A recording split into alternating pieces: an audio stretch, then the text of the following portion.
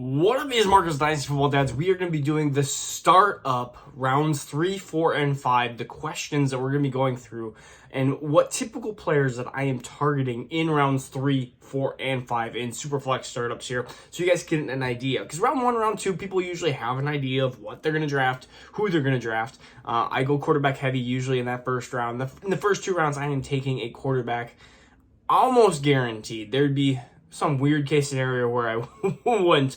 I think I even did a Superflex draft where I was 11th, and I still got, I think it was Pitts and still a quarterback. I think it was Pitts and Wilson. So it's like I am going after a quarterback in the first 2 rounds here. And I was looking through 24 to 36, and we go through some of these players here.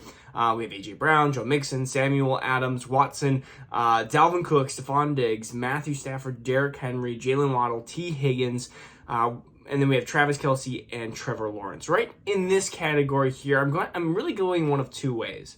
I'm usually going either a running back or a wide receiver. I slightly lean running back because the wide receiver class is so deep, and I'm okay taking some of the wide receivers in the 40s, 50s, 60s, 70s. Like, I just am. Like, I'm okay taking a Devontae Smith in the 70s versus trying to reach and grab. I mean, A.J. Brown is 24 right now. Like, think about that. The difference between A.J. Brown and Devontae Smith, in my opinion, is not drastically different, and I'm getting him 50 picks differently.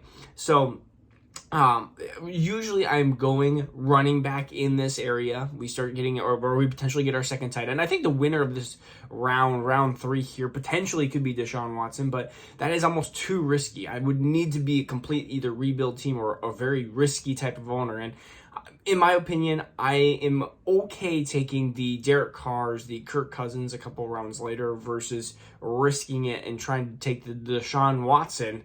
I mean, if you're going to do it this way, you might as well even take even a Justin Fields that's going to play this year, or a Trevor Lawrence. I think those are also decent bets compared to the risk of Deshaun Watson that we don't understand quite yet. So the 2 players that I'm going to take here, one would be either Joe Mixon, and so we'll talk about Joe Mixon. The running backs around his area are Dalvin Cook and Derrick Henry, older running backs, better probably at a points per game basis running backs, but you're talking about Joe Mixon, who just turned 26, versus running backs like Dalvin Cook, 27, you're getting Derrick Henry, 28. Like, we're starting to see they're starting to go down the cliff, I feel like, and Joe Mixon's right at that peak of like, this is it. And so, yeah, Joe Mixon might have even a good year the following year, but this is a guy, I need a running back that is going to be a stud in 2022, and I think everything is leading towards him being a stud in 2022, and I think he has as much value, short-term value, as like an Austin Eckler. Look, if you look at the points, he played 16 games, which is one of the biggest, I think, knocks on Joe Mixon is he had a couple of years where he's been hurt. But he was 3rd in standard, 4th in PPR last year. He's also had 2 years where he's been a top 10 running back in standard. He was 10th and 13th in back-to-back years in PPR in 2018 and 2019. So really, when he's stayed healthy, he's been a really good running back. And so Joe Mixon is definitely one of the 2 players that I am targeting here in round 3 of a Superflex startup. The other player is going to be Stefan Diggs. He's 28. He has potentially the best quarterback, at least fantasy football wise, in the NFL. A guy that is, I mean, I think of Stefan Diggs. If you said, was Stefan Diggs a disappointment last year? I would have said yes, he's a disappointment last year. If you ask probably a lot of people, you would think he was a disappointment. He was 8th in standard and 7th in PPR. I mean, that is what you are getting from Stefan Diggs. Even the year prior, 3rd in standard, 3rd in PPR. That is, you got a little bit of a dip. I mean, you went from 1,535 yards to 1,225 yards. You went from 8 touchdowns to 10 touchdowns. I mean, he didn't score. I mean, he scored 40 points less over the entire season. I mean, it's not a drastic drop. And so you're getting a wide receiver 1 here, and I believe that you're going to get a wide receiver 1 here probably the next 4 years, and a top 10 wide receiver, a wide receiver that could finish as top 3, and we wouldn't bat an eye. We'd be like, oh yeah, that makes sense. Stefan Diggs got a top 3 wide receiver. Yeah, he has Josh Allen. That makes sense that he took another step back up into that that category of being top 3. So those are the 2 round 3 prospects that I am going after. So now we go to 36 to 48, round 4. So we get into round 4, and really we have, usually in my usual situation, we have quarterback, running back, wide receiver.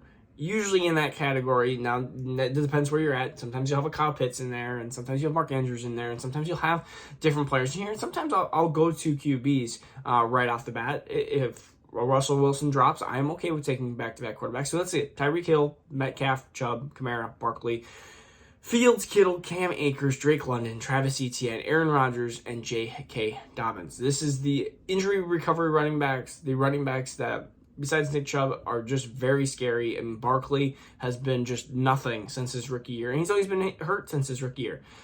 And so, as a contending team, I like to contend right off the bat. I mean, most dynasty fold up within 5 years. But let's just say I don't want to sit there and be like, I'm going to compete in 2025 after all my 2023 prospects go through. I want to start off the bat and I want to start and compete now. I mean, sometimes it doesn't work out that way, and sometimes the value, you have to figure out what the best value is. The two players that I'm going after right here are, one, George Kittle. I don't understand why George Kittle is this low. You're getting George Kittle, who's 28 again in his prime. And again, if you told me, was he a disappointment last year? I feel like he was. But he was 4th overall in standard, 4th overall in PPR. He had 910 yards and 6 touchdowns. Like, that's not a bad... He is a difference maker. You're talking about a guy who was the 3rd overall in 2019, 2nd overall in 2018. He was 19th overall, but that was in 8 games. In 8 games, he had 634 yards and 2 touchdowns. You basically double that. Let's just say 1,100 yards and 3-4 touchdowns. You're going to have another top 5 seasons. So George Kittle, win healthy. There's a big win. He is my primary target here. So usually I go quarterback and then running back, wide receiver, that 2-3 area, and then now I have my tight end. So it's perfect. Another player, just in case Kittle is gone, sometimes Kittle is gone, is usually and it depends where you are in this round. It absolutely does. It's the debate between, do I want to go another older running back or do I want to go like a Justin Fields here? And so I'm just going to say that usually I am looking at, and I know it's still tough, but Nick Chubb, he's 26, another 26-year-old running back. I feel like we constantly talk about 26-year-old running backs falling off the map, but I just have more confidence in him than I do J.K. Dobbins or than I do Travis Etienne that we just don't know about. And really, you look at his, let's just go standard. I mean, it's 15, 6, 9, 7. And if you go PPR, it's 17, 8, 11, 13. So you're getting a borderline running back one pretty much every single year.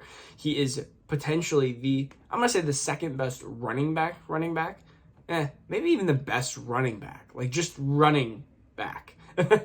Derrick Henry's up there too. I mean, Derrick Henry is a beast. But I think, Nick Chubb, he takes what he can get. He's not the best receiving back by a long shot, but like his running ability, he is potentially the best running back. All right, we're gonna do the last round. We're gonna do round 5. This is a round that I am now starting to really target that second quarterback, because usually, again, I have one of each position. Or I do have 2 quarterbacks at this time, and I'm okay even taking a third one in Superflex. Superflex is quarterback dominant, and one of the things that I always tell people, fantasy owners, by the way, happy Friday. I always tell people what's your best chances at the next couple of drafts, 2023, 2024, 2025, if I can actually talk. Usually, in any draft, quarterbacks are going to go the earliest in Superflex. It's going to be the hardest position to get. So that's the position that I want to be able to draft more in Superflex. So I overvalue quarterbacks in Superflex because I don't want to have to deal with it. I don't want to have to fight for the next upcoming Trevor Lawrence, Tua. I don't want to have to figure that out. Quarterbacks are also one of the most hard to judge positions when it comes to rookies. I struggle with it. There are people paid millions of dollars for NFL teams that struggle with it. I struggle with it even more than they do, and I don't get paid millions of dollars. If you want to pay me millions of dollars, I'll struggle with it with them. So it's one of those things that I want to get quarterbacks and be like done with it. I don't want to have to look at quarterbacks for like 4 or 5 years in the rookie draft. So Derek Carr at 52 is a prime spot here.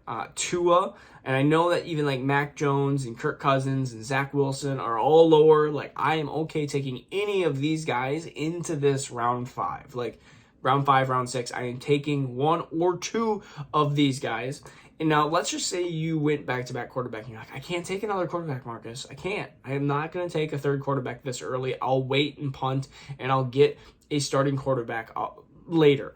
Let's just go Matt Ryan or Carson Wentz or something like that. So let's see what we can get. Players that I'm definitely targeting, Terry McLaurin. He just signed a very nice contract. I love that. Mike Evans, who is still 28. He seems like he's forever old, but if you look, I think he broke the record. He broke Randy Moss's record for most consistent 1,000-yard seasons in his entire career. And this is with Tom Brady, without Tom Brady, with crappy quarterbacks, with anything. I mean, you look at how consistent he's been. He's 13-22, 2-17-9, 15-11-9. Like, his worst season was 17th in PPR, and he had 1,001 yards and 5 touchdowns. And then, so that's your floor, and then you can just go up from there. Other players that I really like in here are some of the rookies, or Jerry Jeudy. Garrett Wilson is fine if you want to go super young. Let's see who else we got. I might have gone a little too low. I thought DJ Moore was. Oh, DJ Moore, Michael Pittman. Honestly, if I'm gonna choose anybody in this kind of category here, if I'm safe, I'm gonna go DJ Moore as wide receiver. If I'm safe, I'm going DJ Moore. If I'm risky, I got a little risk in me, and I want to go for a little bit more higher upside, but not as safe of a floor, I'm gonna go Michael Pittman. Michael Pittman I don't think is as talented as a wide receiver as DJ Moore. Argument to be said there, but I think Michael Pittman has more risk because Matt Ryan is a quarterback that we don't like. He could be falling off the map. That Matt Ryan did not perform well last year. I don't think there's a big difference between Carson Wentz and Matt Ryan. Some people think there's a drastic difference. I'm not sure why. I mean, it is what it is. But I think that there's not a drastic difference between those two quarterbacks. And so Matt Ryan is going to dictate a lot of what Michael Pittman is going to be able to do. And Michael Pittman, I think, can be an alpha, but I can totally see the Colts drafting, again, another wide receiver. They drafted Alec Pierce. They might draft another wide receiver here soon. DJ Moore is the alpha, has always been the alpha. I mean, yeah, they did like the little trifecta there in Carolina. He has the best quarterback that he has ever had in Baker Mayfield. I don't know why people hate on Baker so much, but I think that those are the two wide receivers. Safe, DJ Moore, because he's going to constantly get you wide receiver 2 numbers. Michael Pittman could be that top 8-9 wide receiver. He could also fall off a little bit of the map and be like, oh, well, it's Jonathan Taylor's show, and they just seem to struggle in the passing offense. And you say, well, how does that even happen with the Colts? They're going to have somebody that catches it. Did Atlanta? they had Pitts, but they couldn't score. They couldn't do anything on offense. And if you translate that, I know that Atlanta didn't have Michael Pittman Jr. They had Calvin Ridley for a little bit. So I think that there is definitely some risk built in. So again, that's what I'm doing in rounds 3, 4, and 5. We will see you guys back on Monday. So peace out, take care, and have a good weekend, guys.